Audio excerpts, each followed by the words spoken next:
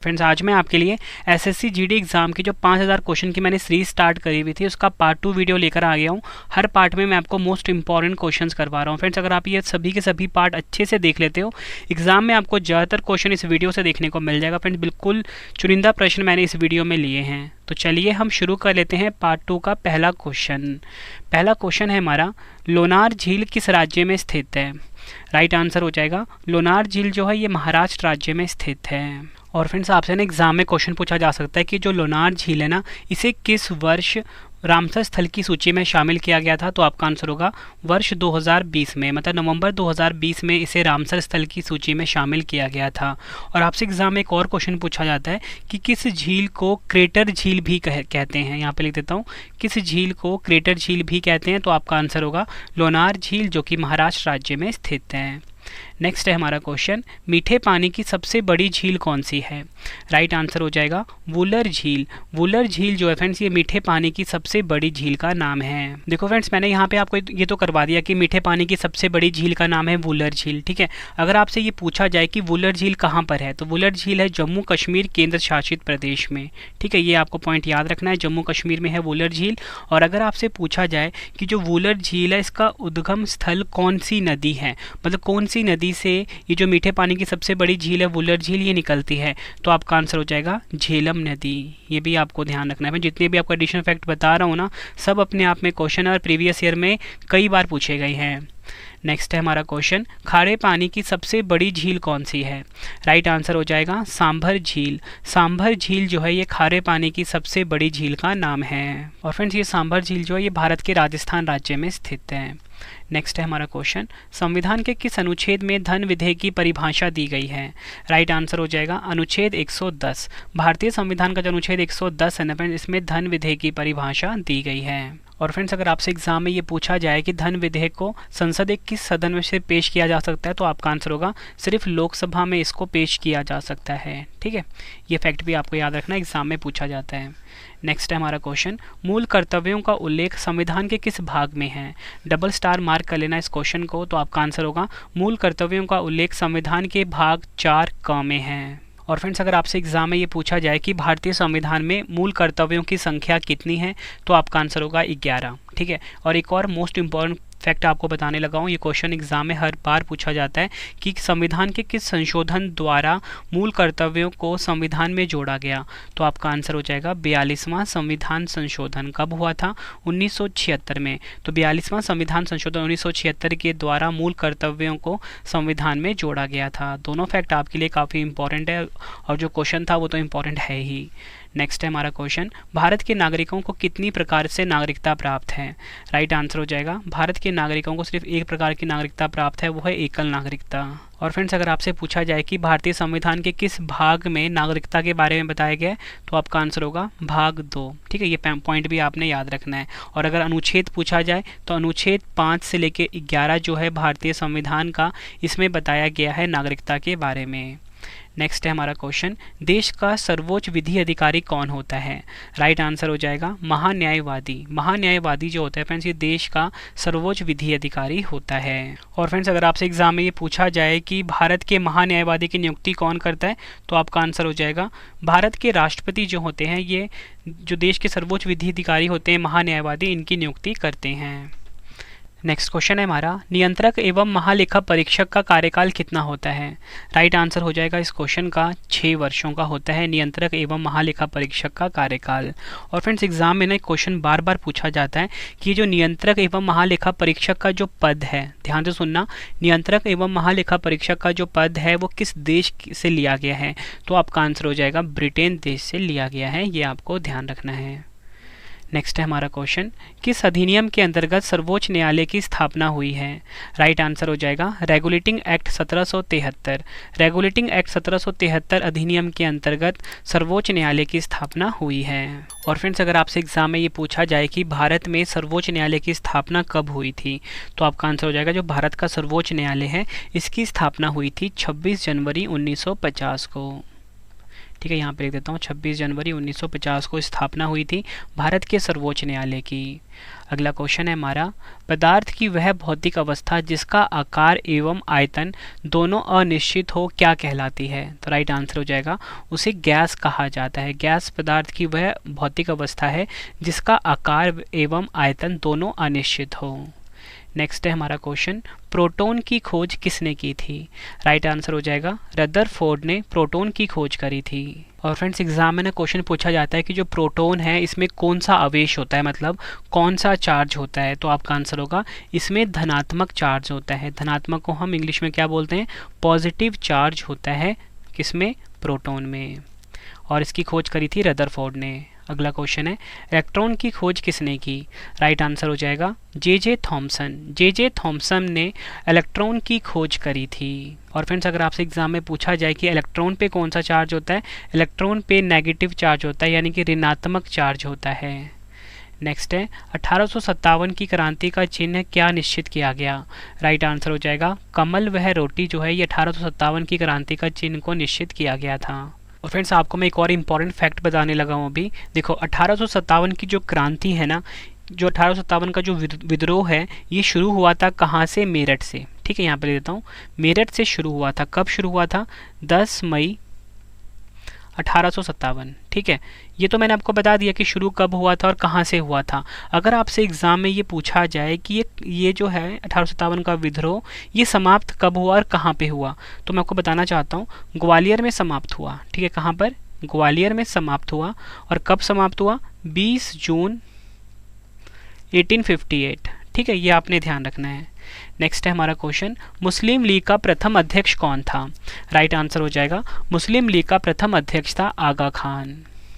Next है हमारा question, Lord Hardinge द्वारा बंगाल का विभाजन कब रद्द हुआ? राइट आंसर हो जाएगा लॉर्ड हार्डिंग द्वारा बंगाल का जो विभाजन है ये वर्ष 1911 में रद्द हुआ था। नेक्स्ट है, भारत के कुल कितने पड़ोसी देश हैं? भारत के कुल मिला के 9 पड़ोसी देश हैं, ये आपने ध्यान रखना है। और फ्रेंड्स मैं आपको ये जो 9 पड़ोसी देश हैं इनके नाम भी बता देता हूँ, आप ध्यान से सुनना। अफगानिस्तान जो कि सबसे छोटी सीमा बनाता है, फिर बांग्लादेश, ठीक है, भूटान, चीन, म्यांमार, नेपाल, पाकिस्तान। कुल मिला के ये है 7 पड़ोसी देश भारत के। और आपको बताना चाहता हूँ फ्रेंड्स, देखो 7 तो पड़ोसी देश हो गए जो कि स्थल सीमा से लगे हुए हैं, लेकिन इसमें 2 जो हैं वो जलीय सीमा से जुड़े हुए हैं, तो दोनों का नाम आपको पता होने चाहिए। तो जो 2 जलीय सीमा वाले हैं वो है श्रीलंका और मालदीव। इसलिए फ्रेंड्स मैंने यहाँ पे लिखा 7+2। नेक्स्ट है हमारा क्वेश्चन, भारत की सबसे लंबी सीमा किस देश के साथ लगती है? राइट आंसर हो जाएगा बांग्लादेश के साथ भारत की सबसे लंबी सीमा लगती है, ये आपको याद रखना है। सीमा की लंबाई कितनी है फ्रेंड्स? 4096.7 किलोमीटर, ये भी आपको पता होना चाहिए। नेक्स्ट है हमारा क्वेश्चन, विश्व की कुल जनसंख्या का कितने प्रतिशत भारत में निवास करती है? राइट आंसर हो जाएगा 17%। नेक्स्ट है, मैकमोहन रेखा किन 2 देशों के बीच है? राइट आंसर हो जाएगा भारत वह चीन के बीच स्थित है मैकमोहन रेखा। और अगर आपसे पूछा जाए रेडक्लिफ रेखा किन 2 देशों के बीच है, तो रेडक्लिफ रेखा है भारत और पाकिस्तान के बीच में। नेक्स्ट है, न्यू मूर द्वीप कहाँ स्थित है? राइट आंसर हो जाएगा जो न्यू मूर द्वीप है ना फ्रेंड्स ये अंडमान सागर में स्थित है। और अंडमान सागर कहाँ पर है? बंगाल की खाड़ी में। नेक्स्ट है, अरावली की पहाड़ियाँ किस राज्य में स्थित है?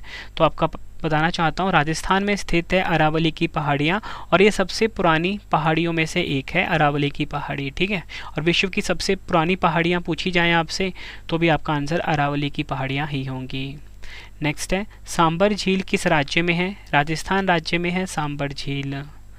नेक्स्ट है हमारा क्वेश्चन, थॉमस कप तथा उबेर कप किस खेल में प्रयोग किए जाते हैं? राइट आंसर हो जाएगा बैडमिंटन में थॉमस कप तथा उबेर कप का प्रयोग होता है, ये आपको ध्यान रखना है। थॉमस कप बेसिकली पुरुषों के लिए होता है और उबेर कप जो होता है महिलाओं के लिए होता है, और ये बैडमिंटन खेल से जुड़ा हुआ है, एग्जाम में कई बार पूछा गया क्वेश्चन है। नेक्स्ट है हमारा क्वेश्चन, संविधान के किस अनुच्छेद के अंतर्गत राष्ट्रपति लोकसभा भंग कर सकता है? राइट आंसर हो जाएगा भारतीय संविधान का जो अनुच्छेद 85 है इसके अंतर्गत जो राष्ट्रपति है ना ये लोकसभा को भंग कर सकता है। और फ्रेंड्स एग्जाम में ना एक क्वेश्चन बार बार पूछा जाता है कि भारतीय संविधान का वह कौन सा अनुच्छेद है जो राष्ट्रपति के महाभियोग से संबंधित है? फिर से बता देता हूँ, राष्ट्रपति के महाभियोग से संबंधित है, तो आपका आंसर हो जाएगा अनुच्छेद 61। नेक्स्ट है हमारा क्वेश्चन, संविधान के किस अनुच्छेद के अंतर्गत संविधान संशोधन की प्रक्रिया का उल्लेख है? राइट आंसर हो जाएगा भारतीय संविधान का जो अनुच्छेद 368 है ना, इसमें संविधान संशोधन की प्रक्रिया के बारे में बताया गया है। अनुच्छेद 368 और भाग पूछा जाए तो भाग 20। नेक्स्ट है हमारा क्वेश्चन, भारत के पूर्वी समुद्र तट को किस नाम से जाना जाता है? तो आपका आंसर हो जाएगा कोरोमंडल तट जो है इसके नाम से जाना जाता है भारत का जो पूर्वी समुद्री तट है। नेक्स्ट है हमारा क्वेश्चन, हैदराबाद का जुड़वा नगर कौन सा है? राइट आंसर हो जाएगा सिकंदराबाद जो है फ्रेंड्स, ये हैदराबाद का जुड़वा नगर है। अगला क्वेश्चन, अरावली के पूर्व की ओर से कौन सी नदी निकलती है? राइट आंसर हो जाएगा बनास नदी जो है फ्रेंड्स, ये अरावली के पूर्व की ओर से निकलती है। नेक्स्ट है हमारा क्वेश्चन, नीलगिरी की पहाड़ियाँ किस राज्य में स्थित है? राइट आंसर हो जाएगा तमिलनाडु में स्थित है नीलगिरी की पहाड़ियाँ। मैंने आपको ये तो बता दिया कि नीलगिरी की जो पहाड़ियाँ हैं ये तमिलनाडु में है। और अगर आपसे पूछा जाए फ्रेंड्स नीले पर्वत के रूप में किन पहाड़ियों को जाना जाता है, तो नीले पर्वत की पहाड़ियों के रूप में जाना जाता है नीलगिरी की पहाड़ियों को। ये आपको ध्यान रखना है, एडिशनल फैक्ट है, काफ़ी इंपॉर्टेंट है एग्जाम के लिए। और अगर आपसे पूछा जाए कि वह कौन सी जनजाति है जो नीलगिरी पहाड़ियों की मूल निवासी है, तो आपका आंसर हो जाएगा टोडा जनजाति। ठीक है, दोनों फैक्ट आपको याद रखना है। टोडा जनजाति जो है ये बेसिकली कहाँ होती है? ये नीलगिरी की पहाड़ियों पर पाई जाती है। अगला क्वेश्चन, भारत का सबसे ऊंचा जलप्रपात कौन सा है? राइट आंसर हो जाएगा गरसोप्पा जलप्रपात, या बोल सकते हो जोग जलप्रपात जो है ये भारत का सबसे ऊंचा जलप्रपात है। नेक्स्ट है हमारा क्वेश्चन, गंगा नदी का उद्गम स्थल कौन सा है? राइट आंसर हो जाएगा गंगोत्री, उत्तराखंड जो है गंगा नदी का उद्गम स्थल है। नेक्स्ट है, ताप्ती नदी का उद्गम स्थल क्या है? राइट आंसर हो जाएगा ताप्ती नदी का उद्गम स्थल है बैतूल जिला। कहाँ का है ये? मध्य प्रदेश का। नेक्स्ट है, भारत की कौन सी नदी सुंदरबन डेल्टा बनाती है? राइट आंसर हो जाएगा गंगा व ब्रह्मपुत्र नदी जो है फ्रेंड्स ये जो है सुंदरबन डेल्टा बनाती है, ये आपको ध्यान रखना है। और फ्रेंड्स ये सुंदरबन डेल्टा है ना, ये दुनिया का विश्व का सबसे बड़ा डेल्टा है, जो कि बनाती कौन सी नदी है? गंगा व ब्रह्मपुत्र नदी। नेक्स्ट है, सांगपो नदी किस राज्य से होकर भारत में प्रवेश करती है? राइट आंसर हो जाएगा अरुणाचल प्रदेश। तो फ्रेंड्स आप ये पूछोगे आप कि भारत में तो हम किसी नदी को सांगपो के नाम से जानते ही नहीं है, तो ये सांगपो नदी है कौन सी? तो फ्रेंड्स बेसिकली ना सांगपो नदी ना ब्रह्मपुत्र नदी का नाम है। ठीक है, नेक्स्ट है हमारा क्वेश्चन, कौन सी नदी भ्रंश द्रोणी से होकर बहती है? राइट आंसर हो जाएगा नर्मदा नदी जो है फ्रेंड्स ये भ्रंश द्रोणी से होकर बहती है। और फ्रेंड्स अगर आपसे एग्जाम में ये पूछा जाए कि नर्मदा नदी का उद्गम स्थल क्या है, तो नर्मदा नदी का उद्गम स्थल है अमरकंटक की पहाड़ियाँ। ठीक है, अमरकंटक। नेक्स्ट है हमारा क्वेश्चन, कौन सी नदी पश्चिम की ओर बहती है और अरब सागर में गिरती है? राइट आंसर हो जाएगा नर्मदा नदी। नर्मदा नदी जो है फ्रेंड्स ये पश्चिम की ओर बहती है और अरब सागर में गिरती है। अगला क्वेश्चन है हमारा, कौन सी नदी कपिल जलधारा प्रपात का निर्माण करती है? राइट आंसर हो जाएगा नर्मदा नदी। नेक्स्ट है हमारा क्वेश्चन, कौन सी नदी विश्व का सबसे बड़ा नदी द्वीप बनाती है? राइट आंसर हो जाएगा ब्रह्मपुत्र नदी। सबसे बड़ा नदी द्वीप है ना, यह है माजुली। किस राज्य में है? असम राज्य में। ये भी आपको ध्यान रखना है, और जो बनाती है ब्रह्मपुत्र नदी। अगला क्वेश्चन है हमारा, इंदिरा पॉइंट का एक और नाम क्या है? राइट आंसर हो जाएगा पिगमिलियन पॉइंट जो है ये इंदिरा पॉइंट का एक और नाम है। नेक्स्ट है, लक्षद्वीप समूह के द्वीपों की उत्पत्ति किसके द्वारा हुई है? राइट आंसर हो जाएगा प्रवाल द्वारा। नेक्स्ट है, डंकन पास किसके मध्य स्थित है? राइट आंसर हो जाएगा डंकन पास जो है दक्षिण अंडमान और लिटिल अंडमान के पास स्थित है। नेक्स्ट है, सतपुरा की पहाड़ियाँ किस राज्य में हैं? राइट आंसर हो जाएगा मध्य प्रदेश। मध्य प्रदेश में स्थित है सतपुरा की पहाड़ियाँ। नेक्स्ट है, भारत की सबसे बड़ी तटीय झील कौन सी है? राइट आंसर हो जाएगा भारत की सबसे बड़ी तटीय झील का नाम है चिल्का झील। कहाँ पर है? ओडिशा में। नेक्स्ट है, वुलर झील भारत के किस केंद्र शासित प्रदेश में है? आपका आंसर सही होगा वुलर झील जो है ये जम्मू कश्मीर में है। नेक्स्ट क्वेश्चन, जोग जलप्रपात का नया नाम क्या है? राइट आंसर हो जाएगा महात्मा गांधी जलप्रपात जो है ये जोग जलप्रपात का नया नाम हो गया है। और फ्रेंड्स अगर आपसे पूछा जाए कि ये जो जोग जलप्रपात है ये किस राज्य में है, तो आपका आंसर होगा जोग जलप्रपात जो है ये कर्नाटक राज्य में है। किस नदी के ऊपर है? शरावती नदी के ऊपर। ये भी फैक्ट आपने ध्यान रखना है, शरावती नदी के ऊपर। नेक्स्ट है, धुआंधार जलप्रपात किस नदी पर है? राइट आंसर हो जाएगा धुआंधार जलप्रपात जो है ये नर्मदा नदी के ऊपर स्थित है। अगला क्वेश्चन, नर्मदा नदी जो अमरकंटक से उद्गीत होती है वह किस राज्य में है? आपका आंसर हो जाएगा मध्य प्रदेश राज्य में। नेक्स्ट है हमारा क्वेश्चन, हिमाचल प्रदेश में किस नदी को चंद्रभागा के नाम से भी जाना जाता है? राइट आंसर हो जाएगा चिनाब नदी को चंद्रभागा के नाम से भी जाना जाता है। अगला क्वेश्चन, कौन सी नदी बंगाल का शोक कही जाती है? राइट आंसर हो जाएगा दामोदर नदी जो है फ्रेंड्स इसे बंगाल का शोक कहा जाता है। नेक्स्ट है, नो ट्रम्प शब्द किस खेल से संबंधित है? आपका आंसर हो जाएगा नो ट्रम्प शब्द जो है ये ब्रिज खेल से संबंधित है। अगला क्वेश्चन, भारत के प्रथम क्रिकेट कप्तान कौन थे? राइट आंसर हो जाएगा CK नायडू जो हैं ये भारत के प्रथम क्रिकेट कप्तान थे। नेक्स्ट है, टाइम आउट शब्द किस खेल से संबंधित है? टाइम आउट शब्द जो है ये क्रिकेट खेल से संबंधित है। अगला क्वेश्चन, एशियाई खेल सर्वप्रथम कब और कहाँ आयोजित हुए थे? तो आपको बताना चाहता हूँ एशियाई खेल जो सबसे पहले 1951 में आयोजित हुए थे। कहाँ पर? भारत की राजधानी दिल्ली में। नेक्स्ट है हमारा क्वेश्चन, मर्डेका कप किस खेल से संबंधित है? आपका आंसर हो जाएगा फुटबॉल खेल से संबंधित है मर्डेका कप। अगला क्वेश्चन, भारतीय संविधान की संशोधन प्रक्रिया किस देश के संविधान से प्रभावित है? राइट आंसर हो जाएगा दक्षिण अफ्रीका। अगला क्वेश्चन, भारतीय संविधान में 9वीं अनुसूची परिवर्तित हुई? राइट आंसर हो जाएगा प्रथम संशोधन के द्वारा। नेक्स्ट है हमारा क्वेश्चन, फिर नेक्स्ट क्वेश्चन यहाँ से स्टार्ट होगा, ठीक है। धार्मिक स्वतंत्रता का अधिकार किस अनुच्छेद में है? राइट आंसर हो जाएगा धार्मिक स्वतंत्रता का अधिकार जो है अनुच्छेद 25 में दिया गया है। नेक्स्ट है हमारा क्वेश्चन, मौलिक अधिकारों को जारी करने के लिए रिट कहाँ जारी की जाती है? राइट आंसर हो जाएगा मौलिक अधिकारों को जारी करने की जो रिट है ना उच्चतम न्यायालय में जारी की जाती है। एग्जाम में कई बार पूछा गया है। फ्रेंड्स आपको क्वेश्चन का लेवल देख के पता लग रहा हो ना कि सभी क्वेश्चन जो है एग्जाम ओरिएंटेड है फ्रेंड्स। और आपको बताना चाहता हूँ कि अगर आप SSC GD एग्जाम की तैयारी कर रहे हो या किसी भी SSC एग्जाम की तैयारी कर रहे हो, हमारी जो करंट अफेयर्स की ई बुक है, आपके रवि सर की जो करंट अफेयर्स की ई बुक है, साथ में GK की जो ई बुक है हमारी वेबसाइट पे अवेलेबल है www.ravibooks.pdf.com। मैं आपको बता चुका हूँ, उस वेबसाइट से जाके आप बाय कर सकते हो। और इसी के साथ मोबाइल एप्लीकेशन ज़रूर इंस्टॉल कर लेना अपने फ़ोन में डेली करंट अफेयर्स का क्विज लगाने के लिए, साथ में कोई भी वीडियो कोर्स अगर आपको बाय करना है तो। नेक्स्ट है, संपत्ति के मौलिक अधिकार को किस संशोधन द्वारा समाप्त किया गया? राइट आंसर हो जाएगा 44वां संविधान संशोधन के द्वारा। संपत्ति का जो मौलिक अधिकार है फ्रेंड्स इसे 44वें संविधान संशोधन के द्वारा समाप्त कर दिया गया। नेक्स्ट है, संविधान के किस अनुच्छेद में मंत्रिमंडल शब्द का प्रयोग संविधान में एक बार हुआ है? राइट आंसर हो जाएगा अनुच्छेद 352। भारतीय संविधान का जो अनुच्छेद 352 है फ्रेंड इसमें मंत्रिमंडल शब्द का प्रयोग एक बार हुआ है, ठीक है। मतलब कि पूरे संविधान में ना सिर्फ एक ही बार मंत्रिमंडल शब्द का प्रयोग हुआ है, वो हुआ है अनुच्छेद 352 में।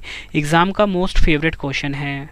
और ये जो संपत्ति का मौलिक अधिकार है ना, ये जो समाप्त हुआ 44वां संविधान संशोधन के द्वारा जो कि 1978 में हुआ था, ये भी एग्जाम के लिए काफ़ी इंपॉर्टेंट है। नेक्स्ट है हमारा क्वेश्चन, संविधान लागू होने के समय समवर्ती सूची में कितने विषय थे? राइट आंसर हो जाएगा समवर्ती सूची में कुल विषय थे 47।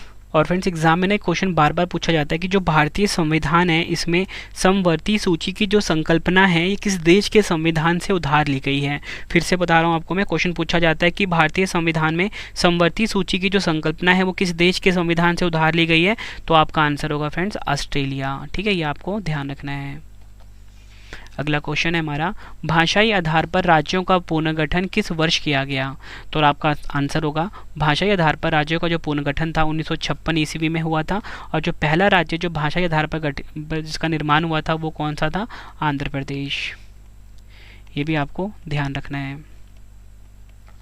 नेक्स्ट है हमारा क्वेश्चन, कौन सी अनुसूची में 22 भाषाओं को मान्यता दी गई?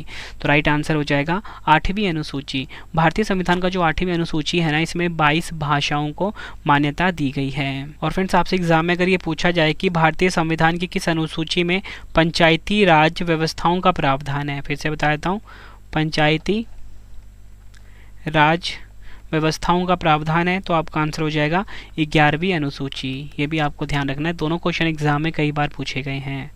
अगला क्वेश्चन है हमारा, राज्य पुनर्गठन आयोग के अध्यक्ष कौन थे? राइट आंसर हो जाएगा फजल अली। फजल अली जो थे फ्रेंड्स, ये राज्य पुनर्गठन आयोग के अध्यक्ष थे। नेक्स्ट है, मौलिक अधिकारों में संशोधन का अधिकार किसको है? राइट आंसर हो जाएगा मौलिक अधिकारों में संशोधन का जो अधिकार है ये संसद के पास है। नेक्स्ट है, B.R. अम्बेडकर ने किसे संविधान का हृदय एवं आत्मा की संज्ञा दी? राइट आंसर हो जाएगा संवैधानिक उपचारों का अधिकार। B.R. अम्बेडकर ने संविधान का हृदय एवं आत्मा की संज्ञा किसे दी है? संवैधानिक उपचारों के अधिकार को। अगला क्वेश्चन है हमारा, भारतीय संविधान में नागरिकता संबंधी अधिकार किस अनुच्छेद में दिए गए हैं? तो राइट आंसर हो जाएगा अनुच्छेद 5 से 11। ये आपको ध्यान रखना है। और मैं आपको बता चुका हूँ कि भाग कौन सा है जिसमें नागरिकता के बारे में बताया गया है, तो वो है भाग 2। अगला क्वेश्चन है हमारा, कितने वर्षों तक बाहर रहने पर नागरिकता समाप्त हो जाती है? राइट आंसर हो जाएगा 7 वर्ष। अगला क्वेश्चन, लोकसभा अध्यक्ष अपना त्यागपत्र किसे देता है? राइट आंसर हो जाएगा लोकसभा अध्यक्ष जो है फ्रेंड्स अपना त्यागपत्र जो है लोकसभा उपाध्यक्ष को देता है। और फ्रेंड्स, आपसे एग्जाम में अगर ये पूछा जाए कि जो लोकसभा अध्यक्ष होते हैं ना, इसे कौन चुनते हैं, तो आपका आंसर होगा लोकसभा के जो सदस्य होते हैं ना फ्रेंड्स, वही लोकसभा अध्यक्ष को चुनते हैं।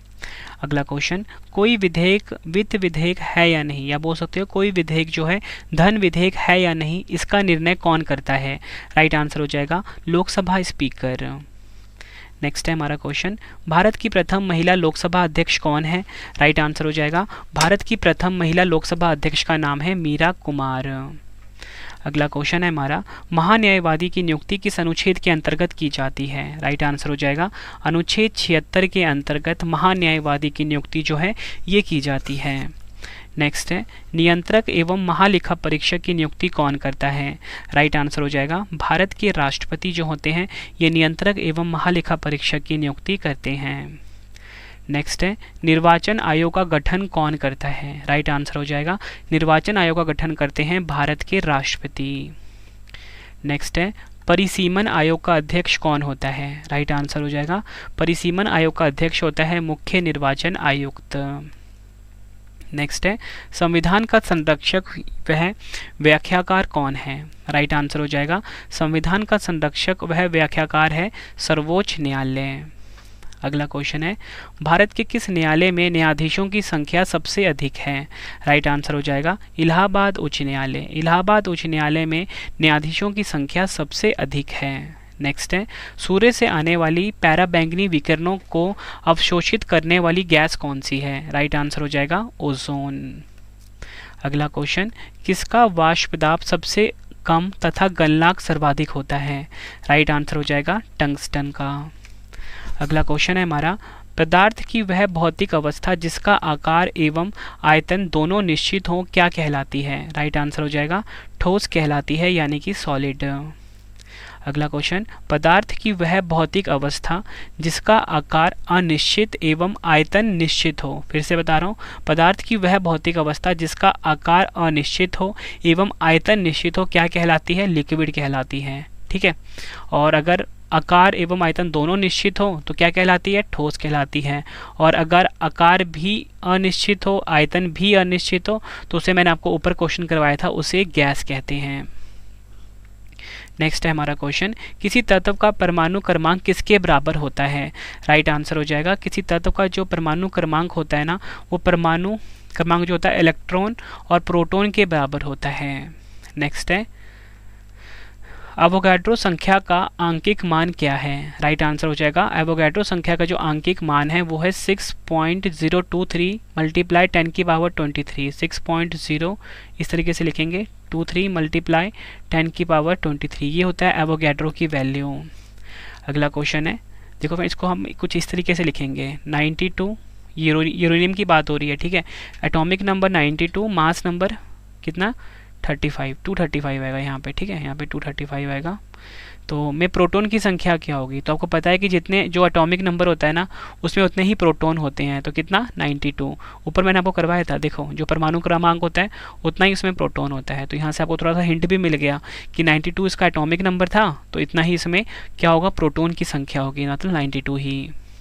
नेक्स्ट है हमारा क्वेश्चन, परम शून्य ताप कितना होता है। राइट आंसर हो जाएगा 273 डिग्री सेल्सियस। अगला क्वेश्चन, आदर्श गैस समीकरण कौन सी है। राइट आंसर हो जाएगा PV is equal to NRT। PV is equal to NRT जो है ये आदर्श गैस समीकरण है। नेक्स्ट है हमारा क्वेश्चन, भारतीय राष्ट्रीय कांग्रेस का प्रथम मुस्लिम प्रेसिडेंट कौन था। राइट आंसर हो जाएगा बदरुद्दीन तैयब जी। बदरुद्दीन तैयब जी जो है ये भारतीय राष्ट्रीय कांग्रेस का प्रथम मुस्लिम प्रेसिडेंट था। अगला क्वेश्चन, गदर पार्टी का संस्थापक नेता कौन थे। आंसर हो जाएगा लाला हरदयाल जो है ये गदर पार्टी के संस्थापक नेता थे। नेक्स्ट है, मार्ले मिंटो रिफॉर्म्स किस वर्ष हुआ। राइट आंसर हो जाएगा 1909 ईस्वी में मार्ले मिंटो रिफॉर्म्स जो है ये हुआ था। नेक्स्ट है, महात्मा गांधी को सर्वप्रथम राष्ट्रपिता किसने कहा था। राइट आंसर हो जाएगा सुभाष चंद्र बोस ने महात्मा गांधी को सर्वप्रथम राष्ट्रपिता कहा था। नेक्स्ट है, भारतीय सिविल सेवा में चुने जाने वाला पहला भारतीय कौन था। राइट आंसर हो जाएगा सत्येंद्र नाथ टैगोर जो है ये भारतीय सिविल सेवा में चुने जाने वाला पहला भारतीय थे। नेक्स्ट है, बाल गंगाधर द्वारा आरंभ की गई पत्रिका कौन सी थी। राइट आंसर हो जाएगा बाल गंगाधर द्वारा आरंभ की गई जो पत्रिका थी वो थी केसरी। नेक्स्ट है, सैंडर्स की हत्या किसने की थी। राइट आंसर हो जाएगा भगत सिंह ने सैंडर्स की हत्या करी थी। अगला क्वेश्चन, काकोरी ट्रेन डकैती के नायक कौन थे। राइट आंसर हो जाएगा काकोरी ट्रेन डकैती के नायक थे राम प्रसाद बिस्मिल। नेक्स्ट है, गांधी जी किस गोलमेज सम्मेलन में भाग लेने के लिए लंदन गए थे। राइट आंसर हो जाएगा गांधी जी जो है द्वितीय गोलमेज सम्मेलन में भाग लेने के लिए लंदन गए थे। नेक्स्ट है, तमिलनाडु के त्योहारों में से कौन सा भगवान मुरुगा को समर्पित है। राइट आंसर हो जाएगा थाई पूसम। ये क्वेश्चन एग्जाम के लिए काफ़ी इंपॉर्टेंट है। अगला क्वेश्चन है, पाथवे टू गॉड नामक पुस्तक के लेखक कौन है। राइट आंसर हो जाएगा महात्मा गांधी जी। नेक्स्ट है हमारा क्वेश्चन, काजू उगाने के लिए किस प्रकार की मृदा सबसे उपयुक्त होती है, यानी किस प्रकार की मिट्टी सबसे उपयुक्त होती है। लाल लैटराइट मृदा। नेक्स्ट है, कौन सा शहर सरयू नदी के तट पर स्थित है। राइट आंसर हो जाएगा अयोध्या शहर जो है ये सरयू नदी के तट पर स्थित है। नेक्स्ट है, किस भारतीय राज्य में प्रसिद्ध पर्यटन स्थल पंबन द्वीप स्थित है। राइट आंसर हो जाएगा तमिलनाडु। अगला क्वेश्चन, सरिस्का बाघ अभ्यारण्य कहाँ स्थित है। राइट आंसर हो जाएगा राजस्थान में स्थित है सरिस्का बाघ अभ्यारण्य। फ्रेंड्स, अब आपके लिए टेस्ट आ गया है जिसका आंसर आपने कमेंट बॉक्स में देना है। 100 इंपॉर्टेंट क्वेश्चंस करवाए मैंने आपको पार्ट 2 में, ठीक है। पार्ट 1 ऑलरेडी आ चुका है, ठीक है, वो भी आप ज़रूर देख लेना। एक प्लेलिस्ट बना दूंगा मैं आप सभी के लिए SSC GD जी के नाम से, ठीक है। तो आप प्लेलिस्ट को ज़रूर विजिट करना, वहाँ पे आपको सभी सारे पार्ट्स मिल जाएंगे, ठीक है। सारे पार्ट जरूर देख के जाना फ्रेंड्स। एग्जाम में ना 90% से ज़्यादा क्वेश्चन आपको डायरेक्टली देखने को मिल जाएंगे। के लिए एक क्वेश्चन का टेस्ट आ गया है, टेस्ट का आंसर आपने कमेंट बॉक्स में देना है। क्वेश्चन है, लोनार झील किस राज्य में स्थित है। 4 ऑप्शन है आपके पास। तो फ्रेंड्स, आपने अपना आंसर जो है कमेंट बॉक्स में देना है। वीडियो कैसी लगी आपने फीडबैक भी ज़रूर देना है। आई होगी वीडियो, अगर आपको पसंद आई है फ्रेंड्स वीडियो को लाइक और शेयर ज़रूर करें। कमेंट बॉक्स में अपना फीडबैक भी दें कि वीडियो कैसी